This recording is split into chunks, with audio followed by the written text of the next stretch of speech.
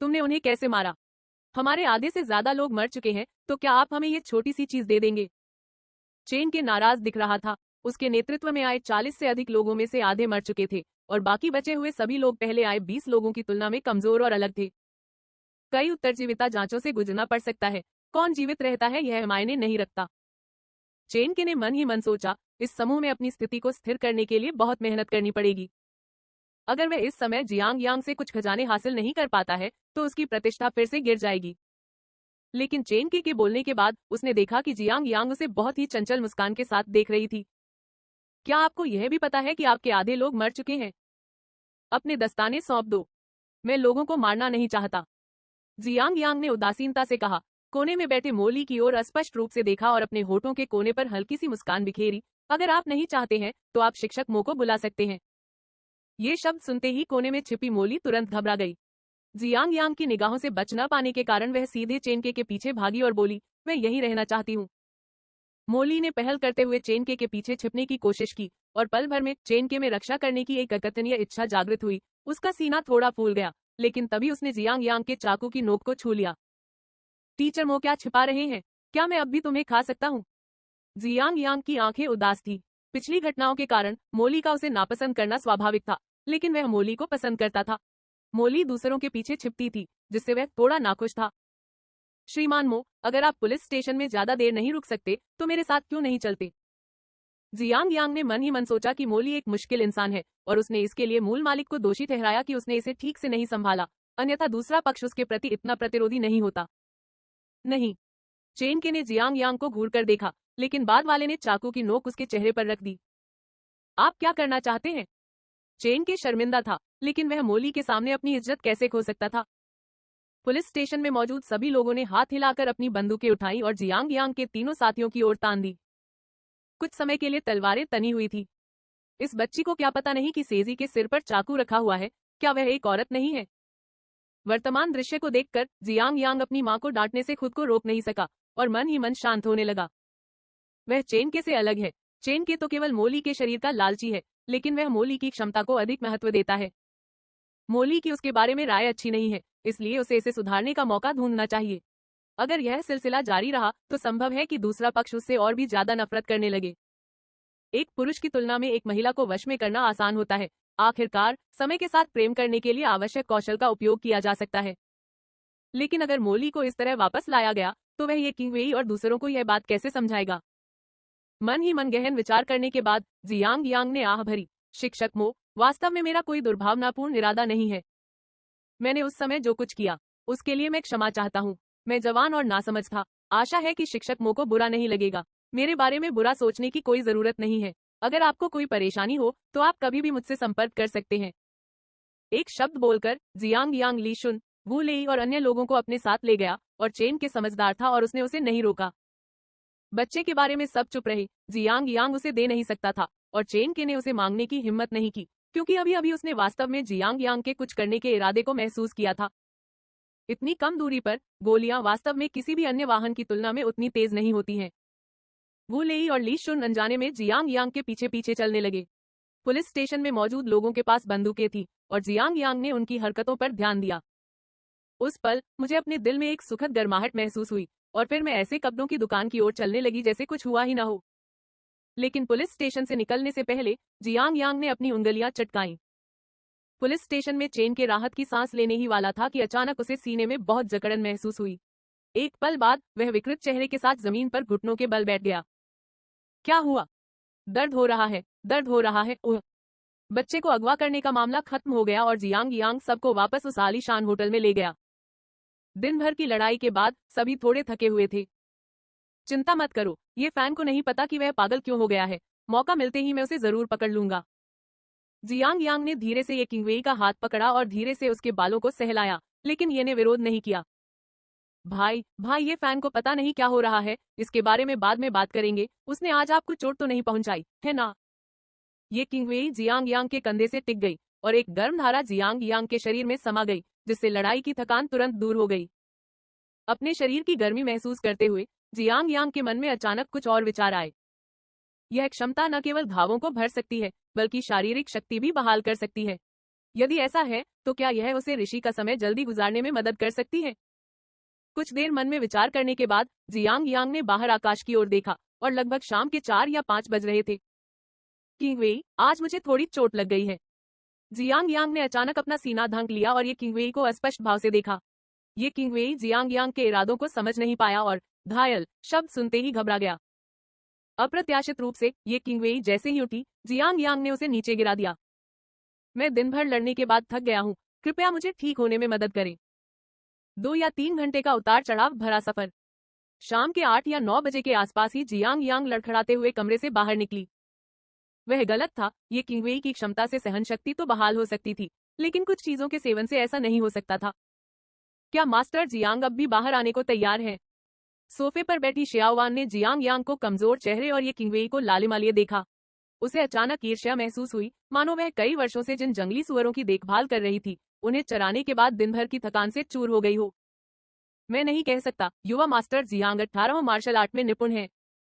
कियू चान ने अचानक कहा कि वह आज की लड़ाई की समीक्षा करने के लिए दोपहर में जियांग यांग के पास जाना चाहती थी, लेकिन जियांग यांग को ये किंगवेई को बाहों में लिए कमरे में प्रवेश करते देख वह उस बदमाश के घर नहीं गई। मुझे लगा था कि इसमें सिर्फ 10 मिनट लगेंगे, लेकिन मुझे 3 या 4 घंटे इंतजार करने की उम्मीद नहीं थी। भले ही कियू चान को पुरुषों और महिलाओं के बीच के रिश्ते की समझ न हो, लेकिन मानव इतिहास में 3 या 4 घंटे तक युद्ध की स्थिति में रहना दुर्लभ ही है ना? कियू चान ने अनजाने में ये किंगवेई की ओर देखा तो पाया कि प्रतिद्वंद्वी के पैर कांप रहे थे। खांसी खांसी। जियांग यांग ने शियाओवान और कियू चान को घूरकर देखा, जिन्होंने उसे चिढ़ाने की हिम्मत की थी। जब ये दोनों लोग अपने अपने बिस्तर पर लेटे हों, तो देखिए कि क्या वे तब भी ये शब्द कह सकते हैं। इधर आओ, ये तुम्हारे लिए कुछ चीजें हैं। जियांग यांग ने पहले से प्राप्त कुछ अनमोल वस्तुएं निकाली। उन्हें चेन के हाथ में दस्ताना नहीं मिला, इसलिए जियांग यांग में केवल 4 ही बचे हैं। ये सभी सी लेवल के कर्मचारी हैं, लेकिन इनके कार्य अलग अलग हैं। सुनहरे लबादे की भूमिका पहले भी देखी जा चुकी है और जियांग यांग ने एक छोटा बैंगनी झंडा उठा लिया। नाम, सहायक युद्ध ध्वज। प्रकार, प्रॉप्स। ग्रेड, सी। कौशल, टीम ग्लोरी, धारक आत्मा का उपभोग करके पूरी टीम में एक बफ प्रभाव जोड़ सकता है, युद्ध प्रभावशीलता को एक निश्चित सीमा तक बढ़ा सकता है और प्राप्त कुछ नकारात्मक प्रभावों को समाप्त कर सकता है। जियांग यांग की आंखें चमक उठी। मूल पुस्तक में ये फैन ने पैसे लुटाने वाले लड़के से इस टीम को प्रसिद्धि दिलाई थी और अपनी टीम को कई कठिनाइयों से उबरने में मदद की थी। इस तरह की टीम का आशीर्वाद आमतौर पर बहुत अनमोल होता है। एक व्यक्ति का आशीर्वाद कुछ नहीं बदल सकता, लेकिन पूरी टीम का आशीर्वाद उसकी समग्र शक्ति को इतना बढ़ा सकता है कि वह अविश्वसनीय लगे। इस समय जियांग यांग ने टीम की शान को उठाया, जो एक छोटी ढाल की तरह दिख रही थी। जब आत्मा उसमें प्रवेश कर गई तो जियांग यांग की आंखें काली पड़ गईं और फिर आसपास के ये किंगवेई और अन्य लोगों पर प्रकाश के कुछ गुच्छे दिखाई दिए। ऐसा लगता है कि टीम के साथियों की पुष्टि करने का यही तरीका है। जियांग यांग ने ये किंगवेई और अन्य लोगों को अपनी चेतना से बांध लिया और फिर उसे केवल थोड़ी थकान महसूस हुई, शायद इसलिए कि उसने अपनी मानसिक शक्ति का कुछ हिस्सा खर्च कर दिया था। और उसी समय ये किंगवेई और अन्य लोगों पर एक हल्का पीला कवच प्रकट हुआ। यह क्या है? बहुत अद्भुत। सभी ने हैरानी जताई और एक एक करके अपने शरीर पर मौजूद हल्के पीले रंग की ढाल को छुआ। कियू चान ने तांग दाव को पकड़े हुए सबकी ओर देखा और कहा कि यह एक सुरक्षा कवच है, लेकिन वास्तव में यह लोगों को ढकने वाली एक हल्की पीली परत थी। इस समय कियू चान की नजर में हर किसी की कमियां बहुत कम नजर आ रही थी। लेकिन ऐसा नहीं है कि यह बिल्कुल नहीं है, बस फर्क इतना है कि यह पिछली खामियों से अलग है और इसकी स्थिति बदल गई है। क्या यह ढाल में कोई खामी हो सकती है? विमान के बेटे के सामान को लूट लो और आप लोग प्राप्त करें। सिस्टम का क्षेत्रफल 10 वर्ग मीटर बढ़ गया है। सिस्टम ने अचानक याद दिलाया कि इस समूह के हमले की महिमा मूल पुस्तक में ये फैन द्वारा प्राप्त की गई थी, इसलिए इसे जियांग यांग द्वारा लूटा गया माना जा सकता है। बात सिर्फ इतनी सी है कि अगर सिर्फ एक ही इनाम हो तो क्या यह थोड़ा कंजूसी भरा नहीं होगा? सिस्टम, यह धन वितरित करने वाला लड़का भी ये फैन का मौका है। मैंने इतने सारे खजाने हासिल किए हैं, क्या उन सबको मेरी लूट में गिना जाना चाहिए? जियांग यांग को याद आया कि मूल पुस्तक में ये फैन को सांकाई बॉय से 3 खजाने मिले थे, लेकिन केवल टीम की प्रतिष्ठा ही समान थी। विमान के पुत्र को केवल टीम की जीत का गौरव प्राप्त होता है, बाकी चीजें मायने नहीं रखती। मूल पुस्तक में ये फैन को 3 खजाने मिले थे, लेकिन अब केवल एक कंगन है, जिससे लोग के पुत्र को नुकसान हुआ है। क्या इसके लिए भी पुरस्कार नहीं मिलने चाहिए? जियांग यांग को पता चला कि विमान के बेटे से संबंधित लगभग किसी भी चीज के लिए पुरस्कार मिल सकता है। इस बार सिस्टम ने तुरंत प्रतिक्रिया नहीं दी, इसलिए जियांग यांग ने अगले बच्चे की ओर देखा। Crazy blind box. यह एक कार्यात्मक वस्तु है, जिसे एक जाल के रूप में देखा जा सकता है।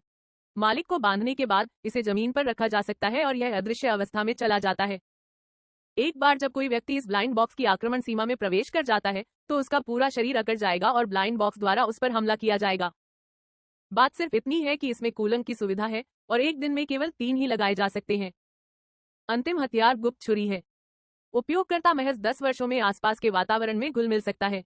इस कटार की भेदन क्षमता अत्यंत उच्च है और यह हत्यारों की पहली पसंद है। कुल मिलाकर 4 खजाने हैं। जियांग यांग ने वहां मौजूद लोगों की ओर देखा। सहायक युद्ध ध्वज ये किंगवेई को दिया गया, पागल अंधा बक्सा ली शुन को दिया गया, सुनहरा लबादा वुलेई को दिया गया और अदृश्य खंजर शियाओ वान को दिया गया। सिस्टम द्वारा दिया गया आखिरी और क्लोक कियू चान को दिया गया। इस प्रणाली द्वारा उत्पादित उत्पाद उच्च गुणवत्ता वाले होने चाहिए। और क्लोक एक सीजोड़ स्तर का कवच है जो गति और चपलता को बढ़ा सकता है। कियूचान को युद्ध में बाधाओं को पार करने की आवश्यकता होती है, इसलिए यह उसके लिए उपयुक्त है। झांग याओ और तांग या को कोई सराहना नहीं मिली, लेकिन उन्हें जरा भी असहजता महसूस नहीं हुई। टीम में उनकी भूमिका कमजोर थी और यही उनके लिए काफी था और वे इससे ज्यादा कुछ उम्मीद नहीं करती थी। खजाने बांटने के बाद जियांग यांग ने सबको सोने के लिए कहा और कल प्रलय के दिन के भंडार के लिए रवाना हो गया। किंगवेई, पहले जाकर सो जाओ। जियांग यांग ने ये किंगवेई के माथे पर धीरे से चुंबन किया। ये थका हुआ लग रहा था, लेकिन फिर भी उसने जियांग यांग का हाथ थामे हुए कहा, भाई क्या तुम सो नहीं रहे हो? नहीं, मैं कुछ सामग्री इकट्ठा करने जा रहा हूँ। जियांग यांग की आंखों में एक चमक कौंधी। आज बड़ी संख्या में ज़ॉम्बी मारे गए हैं और अगर हम उन ज़ॉम्बी के शरीर के कीमती हिस्सों को नहीं निकालते हैं तो यह दूसरों के लिए सस्ता पड़ेगा। जैसे ही यह टिप्पणी सामने आई, वू लेई और अन्य लोगों ने भी जियांग यांग के साथ जाने की इच्छा व्यक्त की, लेकिन जियांग यांग ने बस अपना हाथ हिलाकर इशारा किया कि कल प्रलय की दुकान की यात्रा के लिए सभी को अच्छी तरह से आराम करना चाहिए। मुझे आराम करने की जरूरत नहीं है, बस तुम्हारे साथ रहना चाहता हूँ। कियू चान की आंखों में जलन हो रही थी और बाहर बहुत सारे ज़ॉम्बी थे। अगर उसे जियांग यांग के साथ अकेले रहने का मौका मिलता तो वह उससे कुछ सलाह जरूर लेती। नहीं, आपको आराम करने की जरूरत है। जियांग यांग ने भौहें चढ़ाई। अभी कियू चान के साथ अकेले रहने का समय नहीं है, उसे ज़ोंबी सामग्री इकट्ठा करने के अलावा और भी काम करने हैं।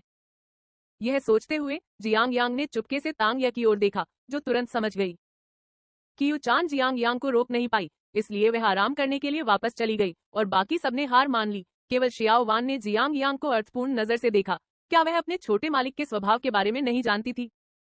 आधी रात को जियांग यांग अकेले ही दिन में मारे गए ज़ोंबी के शरीर के अवशेषों को इकट्ठा करने के लिए सड़क पर आया और अपने दिमाग में ये फैन के साथ हुई लड़ाई को बार बार दोहराता रहा। ये फैन के साथ लड़ाई में हालांकि जियांग यांग का पलड़ा भारी था, लेकिन वह केवल अपने साजो सामान पर ही निर्भर था। अगर वह ये फैन के बराबर स्तर का होता तो उसके जीतने की कोई संभावना ही नहीं होती। अंतिम दिनों में 7 वर्षों का अनुभव अभी भी कुछ हद तक उपयोगी है।